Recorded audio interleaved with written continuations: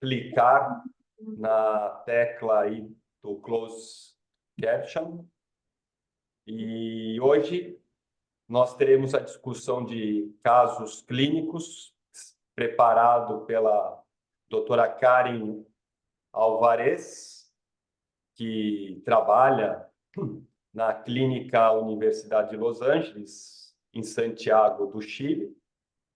Ela é a coordenadora, né, do programa de aconselhamento genético da clínica. E também teremos mais dois convidados, a doutora Karen e o doutor Lagos, que também participarão dessa discussão de casos clínicos. Então, Pablo, só uma observação, Karen. Sua pantalla está dividida, como se fuera para mirar o próximo diapositivo. Não está plena em la pantalla. Perfeito. isso.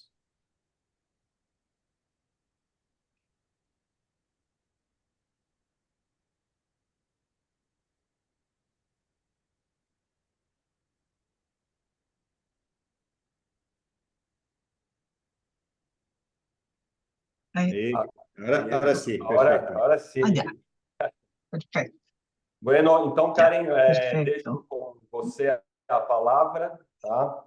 E lembrando que quem tiver perguntas, é só digitar no chat, que a gente vai aqui respondendo, perguntando para a Karen, tá? Como é uma discussão de casos clínicos, então é uma apresentação mais à vontade para que a gente possa realmente discutir os casos. Então, Karen, obrigado pela presença.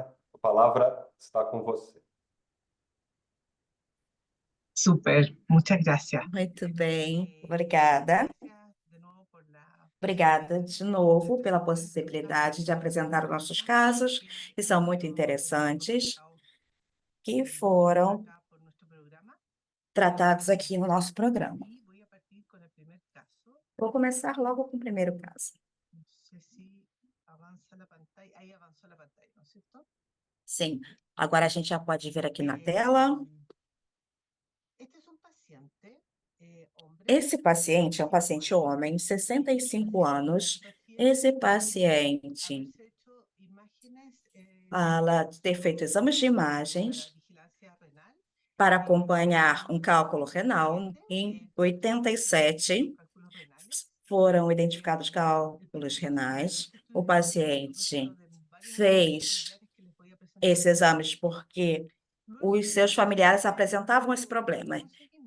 Então, depois de 1987, ele já não fez nenhum acompanhamento. Até o ano passado, 2023, ele foi a um urologista, estava sintomático e fez uma ultrassonografia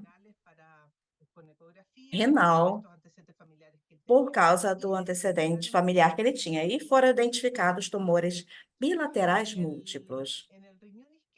No rim esquerdo, ele fez uma nefrectomia total. A biópsia achou um câncer renal de células claras e no rim direito, dois tumores pequenos nas pontas. Fizeram um PET scan nesse momento, que encontrou múltiplos tumores pulmonares, que poderia ser uma metástase, e um cisto de cabeça do pâncreas, que ele disse que tinha há 40 anos.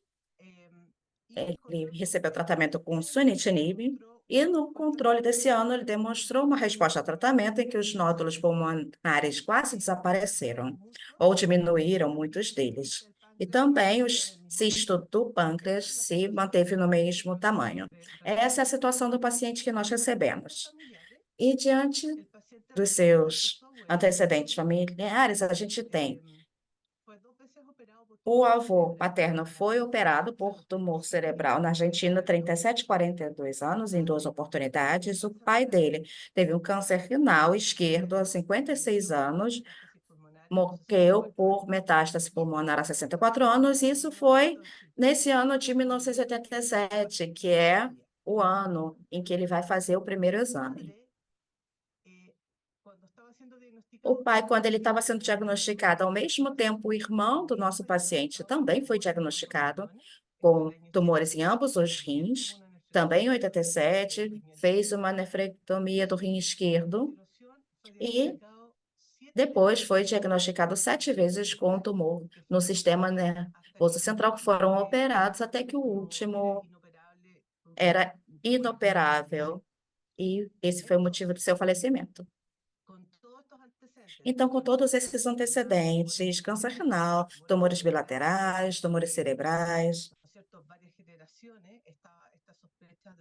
então existia uma suspeita aqui na família de um caráter hereditário. Aqui, o heredograma. Tumores renais bilaterais, 65 anos, câncer renal no rim esquerdo. Ele tem uma filha de 38 anos, aqui, sadia. Esse irmão que eu contei para vocês, que foi diagnosticado aos 30 anos de câncer renal, teve tumores cerebrais 7 vezes e faleceu aos 52 anos. Ele tem um irmão saudável de 65 anos e do lado paterno, o paciente fala que o seu pai teve câncer renal, o tio dele também, câncer renal aos 32 anos, outro tio, um câncer que não se sabe qual foi, e o avô também teve tumores cerebrais. Esse é um caso muito interessante pela quantidade de indivíduos com tumores renais, né? Nós temos aí um heredograma que mostra 3 gerações acometidas por câncer. Nós temos aí um padrão de herança que sugere ser autossômico dominante, né? E nós temos indivíduos com tumores bilaterais, indivíduos com múltiplos tumores, né? Tumores renais, tumores cerebrais. E temos indivíduos que desenvolveram tumores também em idade muito jovem, né? Como é o caso do irmão do probando com tumor renal aos 30 anos, o tio do probando com tumor renal aos 32 anos e até mesmo o vô do probando com um tumor cerebral aos 37. Então, esse heredograma, essa história familiar, ela é bastante sugestiva de uma possível síndrome de predisposição hereditária ao câncer, né? Então, esse indivíduo, sem dúvida nenhuma, ele merece realizar um painel, né, um painel de testagem genética para genes que aumentam o risco para câncer. Uma pergunta que eu tenho a fazer é: nós sabemos qual que é o tipo histológico dos tumores cerebrais? Não. Buena pregunta. No, Boa pergunta. Nós só sabemos dos cânceres renais, que era câncer de células claras, mas cerebrais a gente nunca soube. Não existia tanto detalhe assim disponível. Mas os outros indivíduos também são de células claras? sí, también. Sim, Também. também. Bueno, una hipótesis diagnóstica para este caso seria tumor renal e um tumor ali de pâncreas, um cisto de pâncreas, né? Isso sugere, por exemplo, um von Hippel-Lindau, né? Von Hippel-Lindau, uma síndrome de von Hippel, né? Que pode cursar com tumores renais, tumores pancreáticos, tumores cerebrais, né? Principalmente os hemangiomas, né? Os hemangiomas de cerebelo, né? A doença de Lermite-Duclos, tá? Mas também tem outras síndromes que podem também cursar com tumores renais, tumores cerebrais, né? Então, como a gente não tem o tipo histológico dos tumores cerebrais, fica um pouco difícil a gente bolar Claro. hipóteses. Mas, sem dúvida, estamos aí frente a uma síndrome de predisposição. Então, nós agora queremos saber o resultado desse teste. Perfecto. Claro. Entonces, a este paciente le Claro, hicimos então esse paciente a gente fez, então, uma análise de todos os genes. A gente fez os 23 genes relacionados a câncer renal, BAP1, entre eles o VHL. Tem uma profundidade média de 807, muito boa. E o que nós identificamos nesse caso, do ponto de vista das mutações pontuais, só duas variantes benignas no MS2. Essa aqui, essa alteração de 775 e a outra da fenil 751. Essas duas variantes eu menciono para vocês porque, basicamente, eu encontro em 50% de todos os painéis que eu faço. Por isso eu menciono aqui para vocês. Mas como não são recorrentes na nossa população, quando eu filtro, sempre aparecem para mim. Um polimorfismo populacional, né? Da população Exato. chilena, né? Essa Exato. provavelmente devem ser variantes benignas mesmo, porque nós temos aí uma mutação missense. A primeira é uma mutação missense, né? É uma troca de um aminoácido por outro. E a segunda variante, ela é uma mutação sinônima, né? Ou seja, é o mesmo aminoácido. Você muda o nucleotídeo, porém Exato.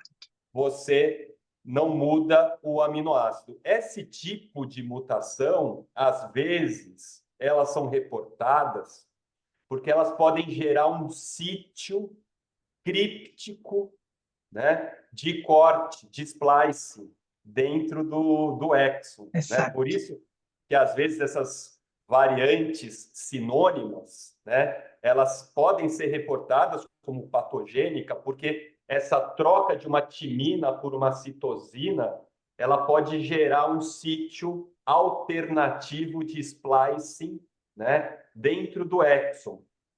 Né? Mas, vamos Perfecto. lá. Exacto. Bueno, pero Exatamente.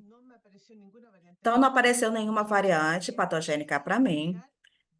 Identifiquei as variações no número de cópia. Aqui nesse gráfico, você consegue ver aqui diferentes cromossomos na parte de baixo.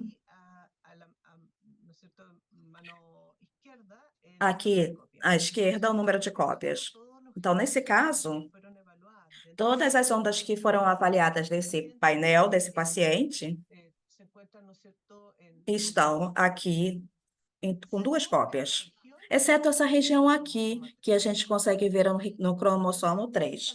Quando eu fui olhar justamente que região era essa, era uma região que tinha o gene VHL. E já olhando aqui de uma forma mais interna, a gente vê esse gene VHL é composto de 3 exons, o 1, o 2 e o 3. A linha vermelha, aqui, são as e a cinza é o que usa para comparar. Aqui, no 1 e 2, a gente vê que os controles eles se sobrepõem, mas no 3, a gente consegue ver que essa linha vermelha do paciente vai diminuindo para somente uma cópia. Então, os controles, e aí os controles seguem iguais aqui. Com isso, o resultado desse painel, no final das contas, mostra a deleção do exon 3 desse gene que a gente enviou e a gente está à espera de uma confirmação para MLPA. Então, matamos a charada, hein, Karen? Então, é um VHL, a mutação é um VHL, é uma síndrome de von Hippel-Lindau. Você veja a importância de os sequenciamentos NGS, né, os sequenciamentos de última geração ou de próxima geração, né, terem a cobertura de CNVs, né, Copy Number Variation, né, porque eles detectam essas deleções ou inserções, né? E isso é muito importante estar atento se o sequenciamento ele tem análise de copy number variation, porque se ele não tiver, você precisa solicitar MLPA, né? A outra metodologia, né, complementar ao sequenciamento em busca dessas deleções, principalmente deleções, tá? Então, um caso muito Claro. bonito, né, Caio? Você achou o CNV e Exacto. confirmou com o MLPA. Estamos esperando la Nós confirmación. estamos esperando a confirmação do MLPA. Ainda vai chegar, mas certamente vai apresentar o mesmo resultado.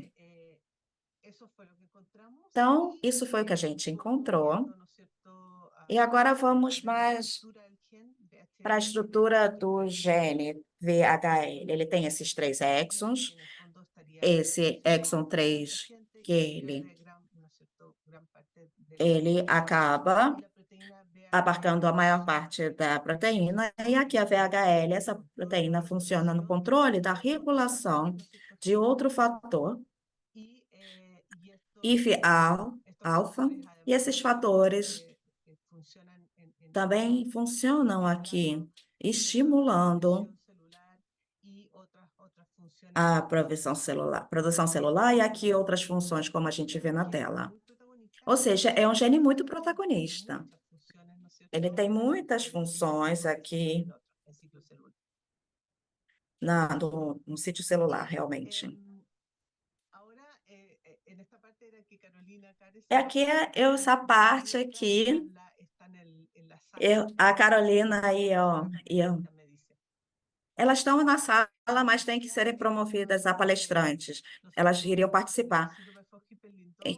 E no von Hippel-Lindau, a gente pode identificar os pacientes, não só tumor renal, mas também tumores no sistema nervoso central, no saco endolinfático, na retina, e mais, de forma mais rara, nos órgãos reprodutivos. Não sei se você quer comentar aí a parte clínica. Sim. Bom, a síndrome de von Hippel-Lindau, né, é uma síndrome que acomete, ela é pleiotrópica, ela é uma síndrome que acomete diversos órgãos, né? E principalmente, né, os principais achados da síndrome de von Hippel-Lindau são os hemangiomas, né, de retina, os hemangioblastomas de sistema nervoso central, os tumores, né, os tumores de células claras renais, né, os tumores de pâncreas, né, e é uma das causas de tumores neuroendócrinos de pâncreas. Você pode ter também os tumores de saco, né, endolinfático, que esse é um tumor bem característico, né? Ele é mais raro, mas ele é bem característico da síndrome de von Hippel-Lindau, os tumores de saco endolinfático, né? E também o feocromocitoma, né? O feocromocitoma. E então é uma síndrome que acomete diversos tumores, diversos órgãos, né? Esse é um gene que, quando nós encontramos, a gente deve fazer a testagem já em crianças, porque é uma síndrome que pode manifestar tumores já em idade muito jovem, né? Então, é importante, ao identificar a variante, né, no gene, você fazer a testagem em todos os familiares, incluindo crianças, tá? É uma síndrome bem complexa do ponto de vista de gerenciamento, né, de vigilância, porque como é uma síndrome que ele acomete diversos órgãos em diversas regiões do corpo, Então, esses indivíduos, todos os anos, devem ser submetidos a uma série de exames, né? Então, você tem aí os critérios diagnósticos, né? Que você colocou aí para a síndrome, mas é uma síndrome que você vê pelo heredograma que você mostrou, né? Você vê que aquele heredograma ele preenche os critérios, né? Mesmo não sabendo o tipo histológico dos tumores cerebrais, mas pelo padrão de herança, pela bilateralidade de acometimento, pelos órgãos que foram acometidos, pela idade de início dos tumores, né? Aquela família, como eu coloquei, sugeria, né, que a síndrome pudesse ser de von Hippel-Lindau, né? Muito bom, Karen. Parabéns pelo caso. Bien. Entonces, como dice, ¿no es cierto?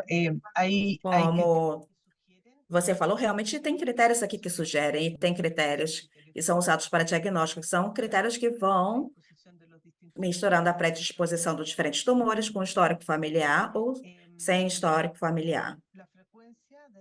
A frequência dos diferentes tumores aqui vai variar, ainda que, em geral, essa síndrome tem uma penetrância muito alta antes dos 65 anos. Aqui nós temos um pouco do que foi descrito há vários anos atrás, a possibilidade, então, de fazer uma correlação genótipo-fenótipo com diferentes tipos, tipo 1, tipo 2, que tem a ver com essa sobreposição dos diferentes tumores aqui. No tipo 1, a gente vai ver principalmente câncer renal. No tipo 2, hemangioblastoma. E no 2, mais feocromocitoma. Isso também estaria relacionado com as localizações das caso en mutações. sí estaríamos, ¿no es cierto?, en E esta nesse caso, aqui nós temos aqui nessa variante, porque a gente não viu feocromocitoma na nossa família. Com relação às recomendações, como o Pablo falava, tem que ter teste desde o nascimento, tem que fazer realmente numa idade muito precoce, do ponto de vista oftalmológico também, do ponto de vista também bioquímico, imagem, ressonância, audiometria, que em geral tem que começar realmente muito cedo.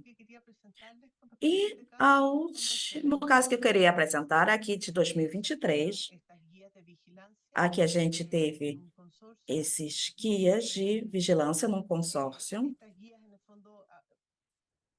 No fundo, que elas colocam aqui a questão do acompanhamento também, mas dividida por etapas. Então, aqui, muito cedo, em alguns casos terminando aos 65 anos. Então, esse é o caso que eu queria apresentar para vocês, um caso muito interessante. Há um tratamento para a síndrome, né, de von Hippel-Lindau, que é o belzutifan, não é isso? O belzutifan, que é uma medicação que age justamente inibindo, se você puder colocar aquela imagem das moléculas do...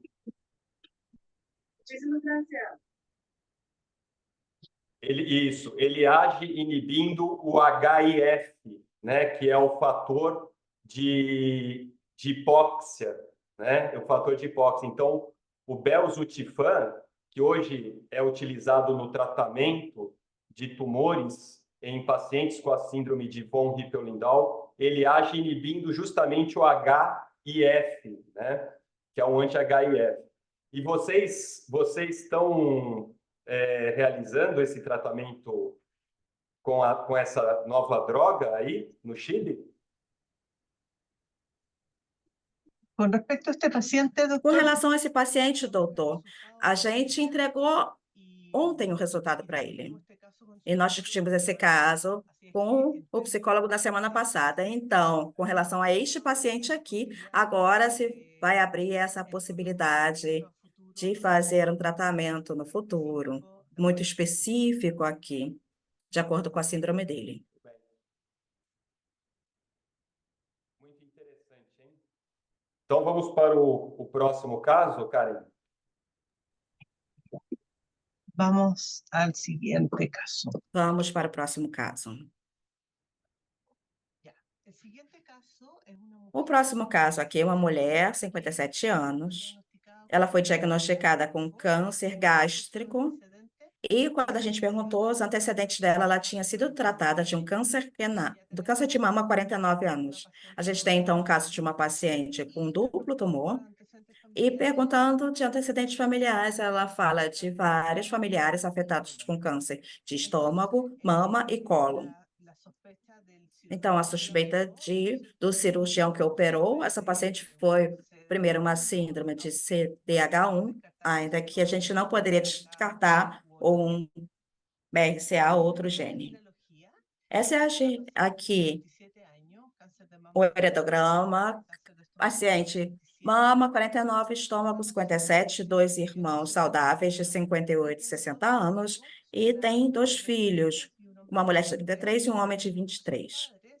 Os pais dela, a mãe teve um câncer de pâncreas aos 70 anos, faleceu aos 71, e o pai teve um câncer hepático aos 78 anos. E no lado paterno, que é onde a gente vê realmente todos esses antecedentes de câncer de estômago, mama, aqui nesse câncer, aqui esse câncer a gente não sabe qual é, mas outros 2 de estômago. Essa tia aqui que a gente não sabe qual é o câncer que ela teve, ela tem um filho com câncer de cólon. E essa tia tem 2 filhos, uma com câncer de mama e esôfago. Comentários?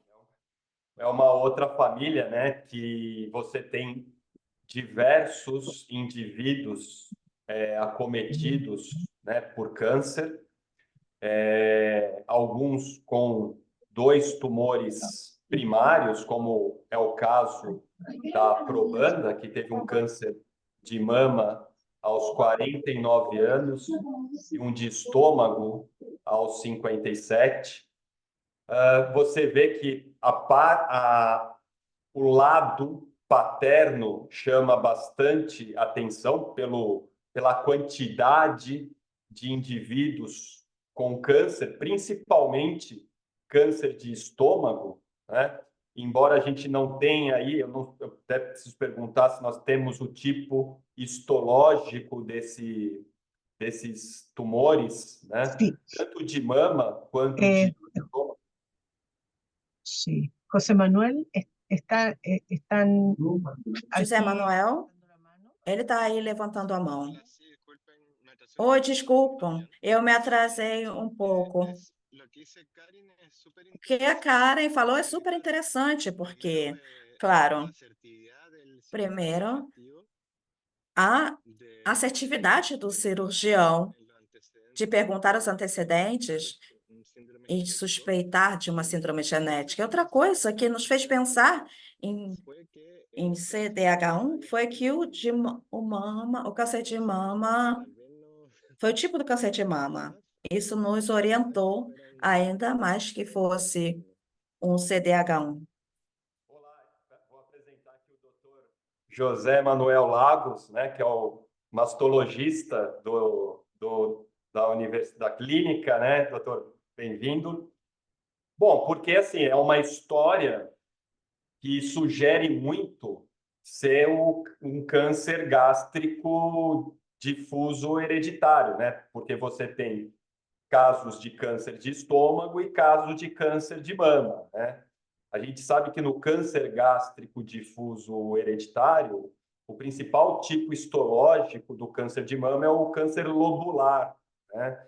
Então, por isso que os dados histológicos, eles são muito importantes, né? Porque eles vão dando pistas, né?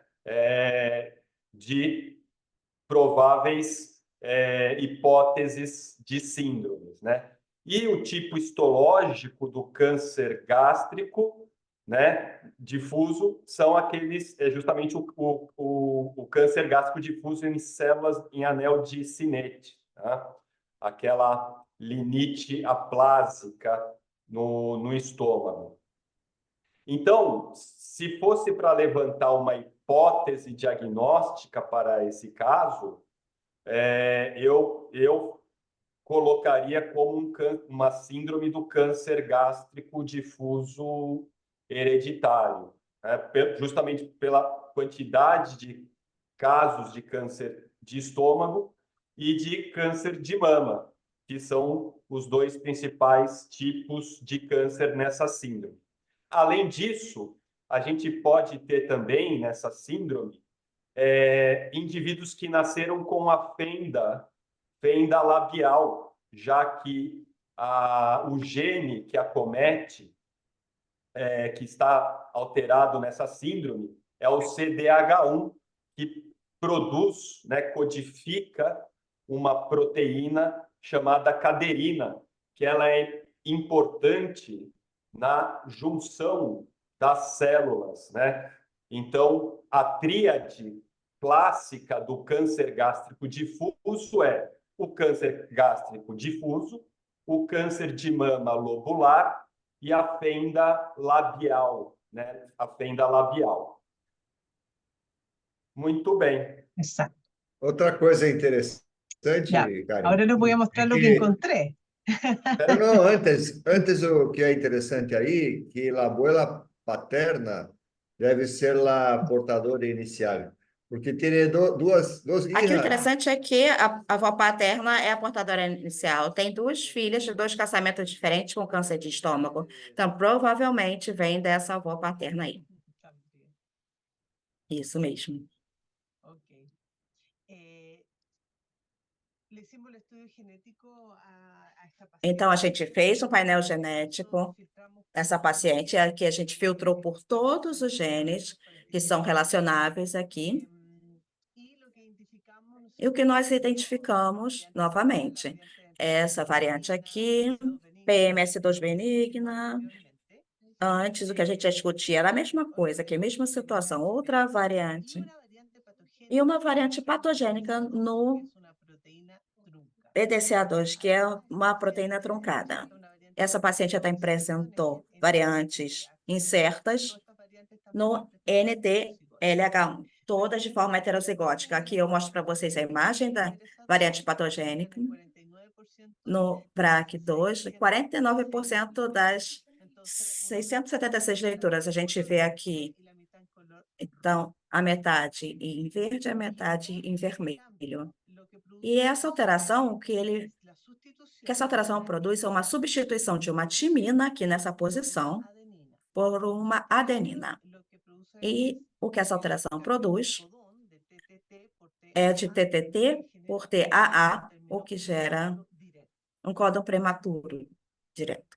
Então, uma mutação do tipo nonsense, né? Ou seja, que vai gerar um stop códon, né? E com isso vai gerar uma proteína truncada, né? Uma proteína pequena. Né? El cambio de E leucina tipo, en el Então, a mudança da leucina por um stop códon aqui do exon 23, 27. tipo de mutação, eles são patogênicas mesmo, né? Tanto que quando você tem essa mutação de stop codon, né, essa mutação nonsense, nos critérios da ACMG, né, do Colégio Americano de Genética, né, ele já ganha o score, a pontuação máxima, né, que é o PVS1, né, o Pathogenic Very Strong, né? Então, esse tipo de mutação, normalmente, elas são patogênicas mesmo. E o mais interessante é que é no gene BRCA2, né? Não é no CDH1, né, Karen? Eso. Isso aí. Nossa hipótese realmente foi derrubada aqui do CH1. E apareceu no BRCA2, deixou todo mundo aqui impactado. mas não vai ser muito raro, como a gente vai ver aqui mais adiante. Essa mutação foi muito descrita no banco de dados, na literatura. Em Clímbria já foi descrita 6 vezes como patogênica, e no Chile existe um artigo da doutora Carvalho que mostra que a mesma alteração que a gente identificou na paciente, em 6 pacientes, em 6 famílias, ela identificou, e tem essas 9 mutações aqui que são muito recorrentes no Chile, na população, na série que ela estudou. Então, já está descrita aqui a nossa população. Não tinha nenhuma variação do número de cópias. Então, pelo CDH1, foi avaliado tanto do ponto de vista de mutações pontuais e no número de cópias. A gente não identificou nada.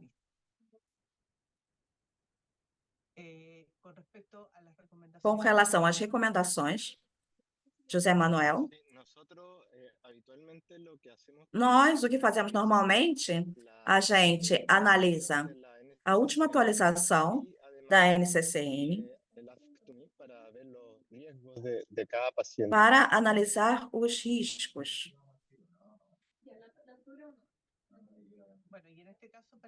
Eu acho que nesse caso aqui, para essa paciente, 57 anos, para esse gene, ela tem aqui câncer de ovário, pâncreas, ela tem esse risco aumentado, então, ou para ovário, pâncreas, além de mama, ovário, pâncreas e da outra mama. E desse ponto de vista, a gente tem que fazer esse acompanhamento para essa paciente e todos esses riscos. Junto con marcadores de hemoglobina Com glicosílica. esses marcadores todos. Aló, José Manuel, no se escucha. José Manuel, a gente não está ouvindo muito bem. No, ahí no. Não, não. Agora sim. No, o sea, a modo de resumen, revisamos Resumidamente, a gente sempre analisa, busca no RCCN, e nesse caso, principalmente que ela já estava na menopausa, uma atenção especial com relação ao ovário e com relação ao pâncreas também uma ressonância. Perfecto. Perfeito. E com relação à pergunta, ao que nós observamos, nessa família havia muitos casos de câncer gástrico. A gente fez uma revisão, então, de algumas publicações que mencionam a relação do BRCA com câncer gástrico, apesar de que, no fundo, não está aí nas guias, existe uma relação em algumas famílias, sim. José Manuel, se você quiser comentar isso. Então, com relação a essa paciente aqui, obviamente a gente fez uma análise, uma revisão da literatura para ver se era o primeiro caso. Infelizmente, não era, porque já vemos publicações aqui que associam o fenótipo de câncer gástrico com algumas variantes, tanto de BRCA1 quanto de BRCA2. Portanto, inclusive outros tipos intestinais e gastroesofágicos. Então, foi se expandindo realmente o perfil de risco de câncer que são relacionados ao BRCA. E esses casos são importantes porque eles são pouco comuns. Isso permite que a gente se atualize, né, atualize as recomendações. Mesma coisa ao contrário. A gente tem publicações também e que a gente vê que pode ser detectado só com câncer lobular de mama e não apresentar um gastrodifuso.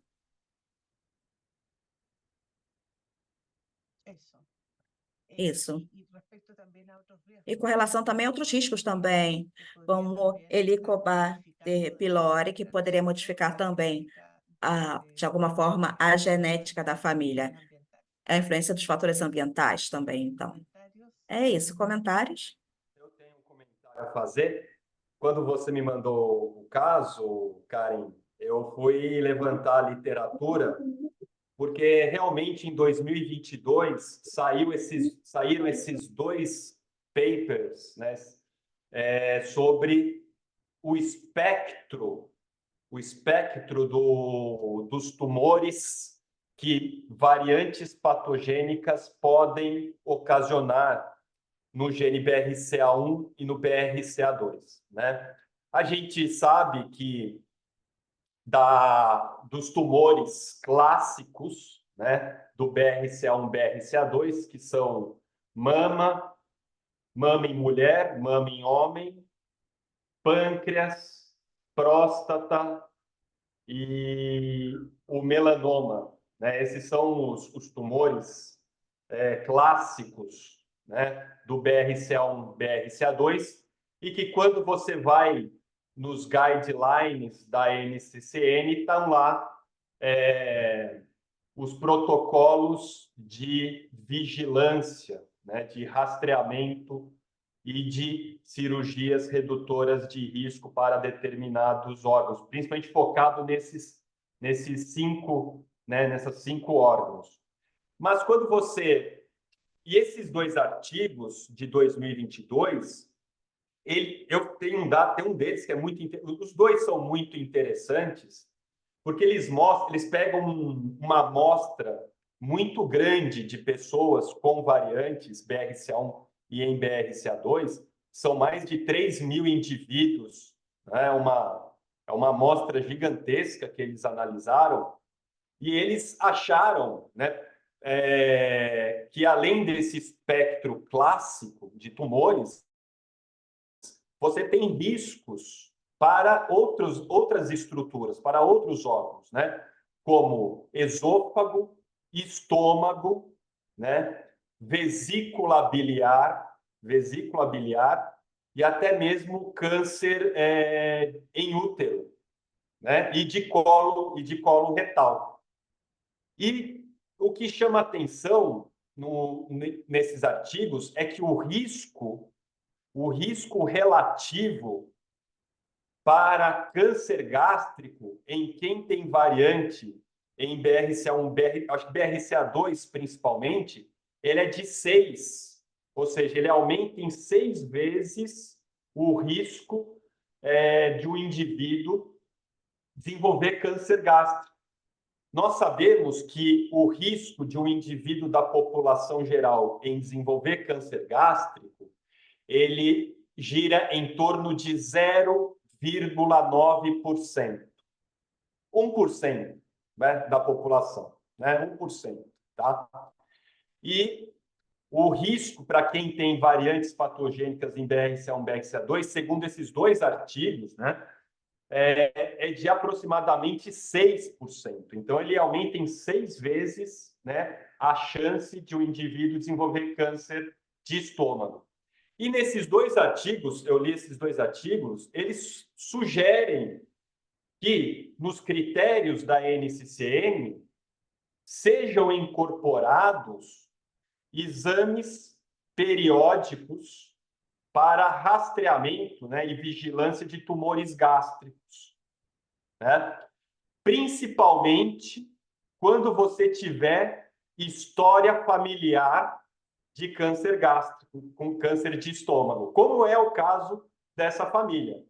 Então, se você tem um indivíduo com uma variante patogênica no gene BRCA2 e você tem uma história familiar de câncer de estômago, como esta família tem, é recomendado que você faça vigilância através de endoscopia todos os anos nesses indivíduos.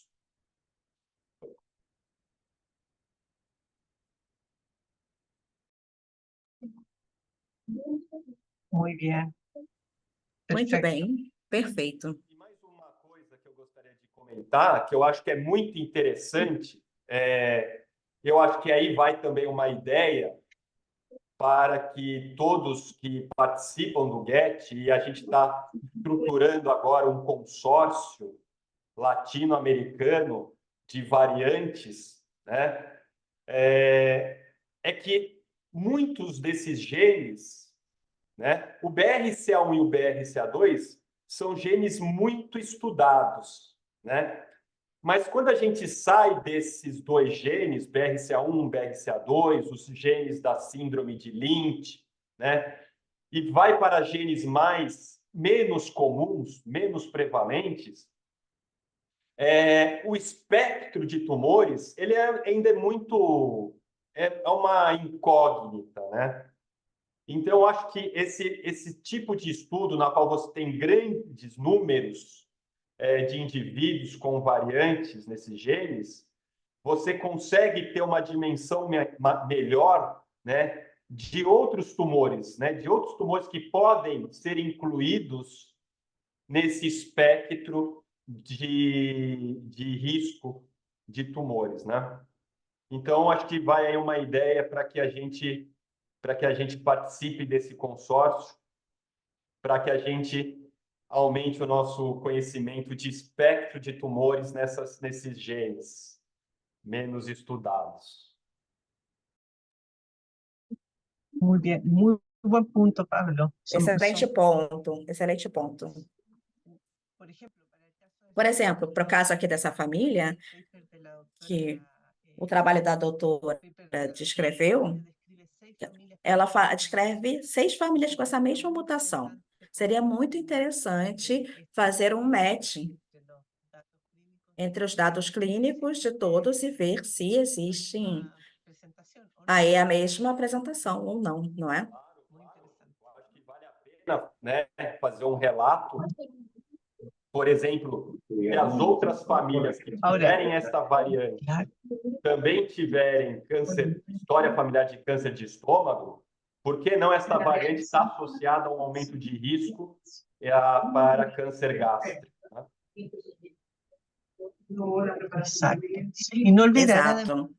E a gente não pode esquecer aqui também que do lado materno, essa paciente tem um antecedente de câncer de pâncreas. A gente também não pode descartar aqui que de ambos os lados pudesse ter uma síndrome hereditária. Cada vez mais a gente está identificando essas famílias em que são herdados por ambos os lados uma alteração genética. Então, ainda fica aqui para resolver essa questão, nesse caso com a prima, fazer um painel nesse primo, com câncer de cólon aqui, câncer de estômago, e ver se também são portadores dessas alterações.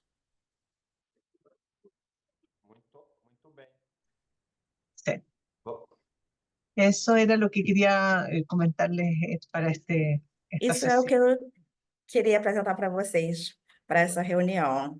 Graças, doutora Karen, doutor José Manuel Lagos. Obrigado, doutora Karen, José Manuel. Foram muito interessantes, né? Eles chamam a atenção para diversos aspectos. O primeiro caso clínico, porque se trata de uma deleção de um exon dentro de um gene, né? Então, sempre importante prestar atenção se o sequenciamento tem cobertura para as copy number variations. Se não houver, sempre complementar com o MLPA. E esse segundo caso mostrando aí uma família na qual você tem aí um aumento de risco para câncer gástrico devido, muito provavelmente, a essa variante patogênica no gene BRCA2, né? Sendo que câncer gástrico, ele, pelos critérios da NCCN, você não tem nenhum protocolo de rastreamento, né?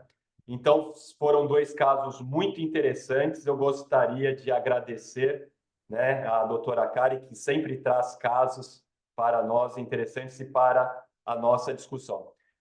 Acho que tem tem aqui o doutor Benedito e o doutor Gustavo dando parabéns, felicitações, Karen. Né? Muchas gracias. Bom, então... Gracias a todos, gracias al doctor Obrigada a todos. Obrigada ao doutor Lago, aqui a doutora Cares, que não aparecem aqui como palestrantes, mas estão por trás também de todo esse trabalho que a gente fez. Então, eles também agradecem a oportunidade. Gostaria de agradecer a nossa intérprete, a Luíse, ao Jefferson por toda, né, o preparo aqui da sala. Gostaria de agradecer ao Laboratório Fleury pelo patrocínio do GET, para que a gente pudesse estar aqui hoje. E lembrando que semana que vem nós já teremos uma aula, tá, com a doutora Andressa sobre câncer de mama HER2, tá? Os cânceres de mamas do tipo luminal B, tá? Então vai ser uma aula bastante interessante aí na próxima sexta-feira. Então, se ninguém tem mais nada, gostaria de nos despedirmos. Tchau e até a próxima semana. Muchas gracias a todos, que estén muy bien. Gracias. Hasta la próxima. Adiós. Até mais. Chao, chao.